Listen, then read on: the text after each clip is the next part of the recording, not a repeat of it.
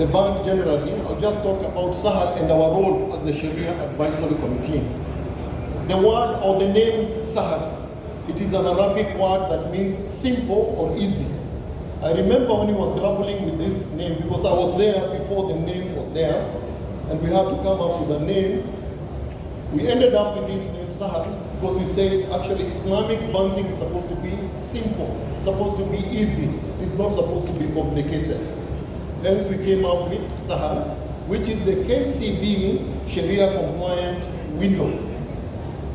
According to the standard setting organization globally, which is called IOFI, a financial institution cannot purport to offer Sharia compliant products and services unless it has a Sharia advisory committee, and that is the role we play within KCB Sahl.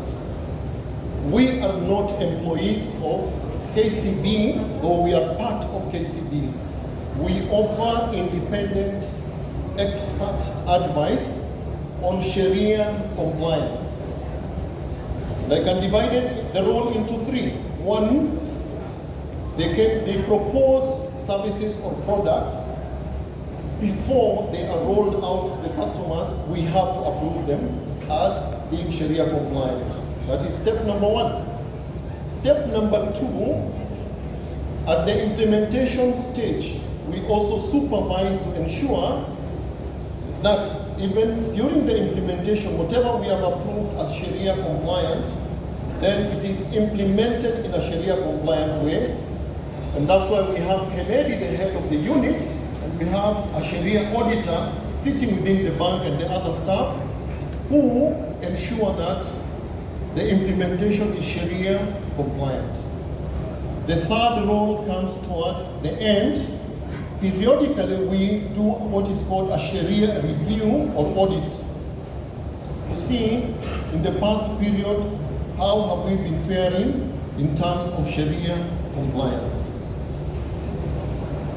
Just want to remind our customers here and the guests that are here, when it comes to Sharia compliant banking, it is part of the faith of the Muslims, because we believe, according to the teachings of Islam, wealth is a trust in our hands. And to prove it, every Muslim knows that there are four questions that will be asked on the day of Qiyamah, the day of judgment. One of them is about our wealth.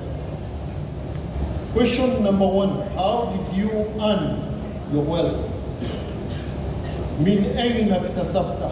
How did you earn your wealth? Wa kayfa anfaqta? How did you spend it? That's why every Muslim is very careful to ensure that whatever shilling is in their pocket, whatever they earn, has to be in conformity with Sharia, because we believe it belongs to Allah. It has to be earned in a way that is pleasing to Allah subhanahu wa ta'ala. And even after earning, you cannot spend the way you want. It has to be spent in a Sharia compliant manner. I remember at one time when I was actively practicing law, an old man came to me and he had a problem with his first wife. He divorced her together and the children. They decided to side with the mother for obvious reasons. Now they are grown up, they have their wealth. The old man has his wealth, but he was diagnosed with cancer. Actually, the medics told him, you have about 4 months in this world. And he went around seeking for advice. Do the children have a right to inherit him from the first wife because he had divorced her? The answer was, they will inherit you. Not only that, if they die before you, you will inherit them. And he said, I don't want them to inherit me, and I don't want to inherit from them. You was told you have no control after your death. You have no control because wealth goes back to the owner, the real owner, who is Allah subhanahu wa ta'ala. And that's why the law of inheritance in Islam, and the card will tell you here, it is automatic. I fall down dead now. My wife knows if she's alone, that is, she has 1/8. If she has 4 wives, she has to share that 1/8. It is automatic. I know the ladies don't like hearing that, but it is part of the Sharia. My children, the males know their share, and the females know their share, because wealth has been distributed by Allah subhanahu wa ta'ala. And that's why Muslims are very careful about their earning. Now, is it only about Muslims? The answer is no. Sahl banking, although it is in conformity with the teachings of Sharia, but it is for everyone. And I believe we have people who are not Muslims who are getting services from Sahl banking. I advise a bank in Malawi also. There are many Christians who are also consuming these products. We also caution the bank against certain questions. And the Sheikh will tell you, anything happening outside there with the Sahl branding will receive calls even at midnight. I don't want to talk about some recent incidences, but all the Sheikhs know the kind of calls we received. So we also caution the bank, because they see us, they see the face of Sharia compliant banking, so any doubt or any questions, they rush to us. And that's why we are always on call by KCB Sahl to answer questions pertaining to Sahl. And it is so sensitive. It is so sensitive. I remember in another bank that I was advising, which has since gone down unfortunately, they came up with a billboard as a marketing material. They wanted to advertise a product for women. And they put there the image of a lady, covered very well in a hijab, but a few strands of hair somehow decided to riot. Nafikiri zilikuwa Gen Z, zikatoka nje ya kichwa. And the next thing, I'm being called, you people are claiming to be Sharia compliant. Look at your billboard. And I'm called to Mombasa Road just to be shown a billboard. Yes, it is there, but a few strands of hair. Now to the marketing department, they say, these are just a few strands of hair. To the Sharia Advisory Board, it is Sharia non-compliant. That is how sensitive it is. So even marketing materials, we have to approve them to ensure they are Sharia compliant. Some of the challenges that we are faced. You are told about KCB Sahl launching the Sharia Islamic window in 2014, 2015. But actually, the history goes back earlier than that. For those who are old enough in KCB, you know that we would have been the second Islamic window in Kenya after Lariba. Yes, we had a false start. And another name that has since been taken away. We started, but we were not very careful, so it had to stop, and we had to begin again after 6 years. Then we relaunched again, and I'm glad since we relaunched again, here we are doing very well. But in between, of course, we lost one of our sheikhs, Sheikh Ahmad Muhammad Sallam. May Allah subhanahu wa ta'ala have mercy on him. He passed away 2 years ago during COVID time. COVID went with him, but he has since been replaced. Sharia banking in Kenya is growing very fast, and I'm glad KCB Sahl is one of the fastest growing in this country. And it is because of the bank itself. Because of the size of the bank and the footprints that the bank has all over the country, so Sahl follows the bank. And I'm glad that it is growing very fast. Some of the challenges that we face, remember this is something new in this country, or this part of the world, or in many parts of the world. It is something new, it is growing, so there is an information gap.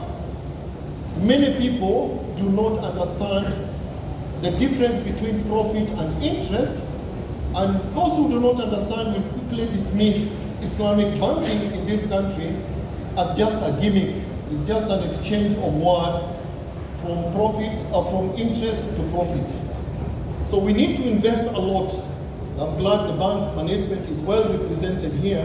We need to keep on investing in information sharing. And I know KCB is doing a lot in training our staff, so that at least the least expected is, if you do not have the correct information to give to a Sahl customer, at least know who has that information. and send the customer to that. Don't give wrong information. If in doubt, just send the customer to the person with the right information. As a member of the Sharia board, sometimes we meet customers with wrong documentation. A document that is supposed to have come from Sahl, but it has the word interest in it, just because somebody gave it out without being very careful. So we have to be very careful on that. Again, for the customers, I think if you are in doubt, ask. Because I've had many customers get disappointed because they did not get the correct information or enough information. I want to tell the Muslim brothers and sisters who come for our services, if you are in doubt, don't sign any document without getting the correct information. Again, I think we have now matured. At one time, people were wondering and asking a very funny question. Nguruwe anawezaje kuzaa mbuzi? How can a goat give birth to, a pig give birth to a goat? Meaning what? How can a conventional bank give birth to a baby that is Sharia compliant? That is the question that many people used to ask when we began. But one thing you need to know is that there is complete separation between the operations and between the funds and the systems of KCB convention and KCB Sahl. There is total separation. I don't want to go into the details. Those are details that you can be given by the staff. But I want to assure you. I want to assure you also, as we sit there as the Sharia Advisory Committee, we are not only answerable to the shareholders of the bank. We are not answerable only to the management. Of course, we have to work with the management of the bank. But beyond that, we are answerable before Allah subhanahu wa ta'ala. Because imagine, many Muslims will come to the bank and even without seeking information, they just want that assurance. Who is sitting in the Sharia board? Sheikh Sufyan is there, Sheikh Abdul Latif is there, Professor Hassan Nando is there, and they get satisfied. Meaning, we carry that burden ourselves.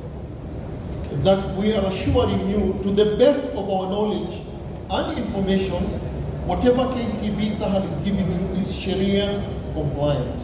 So that is the burden that we carry. And that is why our contract with the bank is such that it is clearly stated. The advice of the Sharia Advisory Committee, in as far as Islamic banking is concerned, is, note this, final and binding on the bank. In as far as Sharia banking is concerned, the word of the Sharia Advisory Committee, and that is the practice all over the world, it is final and binding. And that's why we are an independent committee advising the bank. So of course, many challenges, but slowly with time, I think we are overcoming those challenges. Another challenge that Hemedi is facing now from the customers, and I have to say this. Remember, the bank doesn't have its own resources.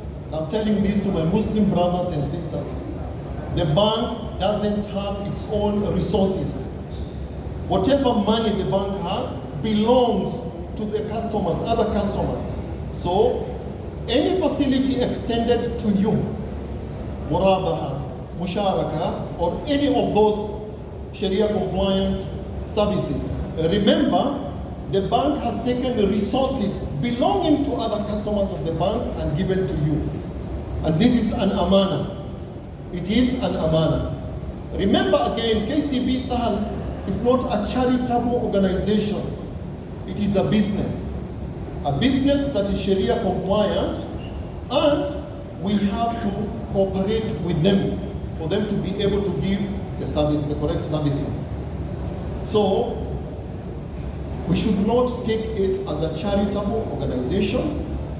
And remember, Islamic banking is very friendly. It has a human face. If as a customer you have a problem, Sharia gives room for you to come and sit down with the management within Sahl and renegotiate on even restructure. Recently, we approved a lot of restructuring because of the economic problems in the country. But as a Muslim, and I want to say this very candidly, as a Muslim, wallahi, it is a sin for you to look for ways to avoid honoring your responsibilities or liabilities at the bank. It is very wrong, and it gives a very wrong image of Islam. So I want to call to fellow Muslims, remember you are answerable before Allah subhanahu wa ta'ala. This is amana. You signed a contract. Islam tells us, al-muslimuna ala shurutihim. You have to abide to the terms that you have agreed upon. You have difficulties, the best way to do is come to the branch, come and see the person in charge of Islamic banking, ask for a restructuring or ask for anything, explain the situation you are in. I'm saying this because recently we've had a lot of complaints about people who are given facilities, but instead of coming and asking to be assisted by the bank, they just disappear. We have a few cases in court now, which is a little bit unfortunate. So we need to take this bank as our very own, help them so that they can help us. Okay? Finally, I just want to say that we want to thank KCB for the kind of cooperation that we've had from the management as the Sharia Advisory Committee. All my committee members are very satisfied with the way the management of KCB has supported us. We know our colleagues elsewhere who do not get that kind of support. And I believe with this kind of cooperation and support from the management to the Sharia Advisory Committee, I won't say the sky is the limit. The sky is not the limit. I think we can go far together. Again, somebody was just asking me before you came in, how should we move forward? For me, it's very simple. We should come up with products that are need-driven. What is it that the other conventional financial institutions are offering? What is the Sharia-compliant alternative? So it should be need-driven. So we expect Hamedi and the team, you have been doing very well. Let us keep on exploring new areas in which we can go, and we shall offer you the advice on how to come up with products that are Sharia-compliant. Again, we want to thank everybody, and again, the respect also that our sisters here have accorded the religion of Islam. Because if you look at today, just look at my right, isn't it beautiful? Very beautiful. Wapeni makofi bana. Asanteni sana na Mungu wabariki, and we wish this branch and the manager of this branch all the best, and long live KCB, long live KCB Sahl. Assalamu alaikum wa rahmatullahi wa barakatuh.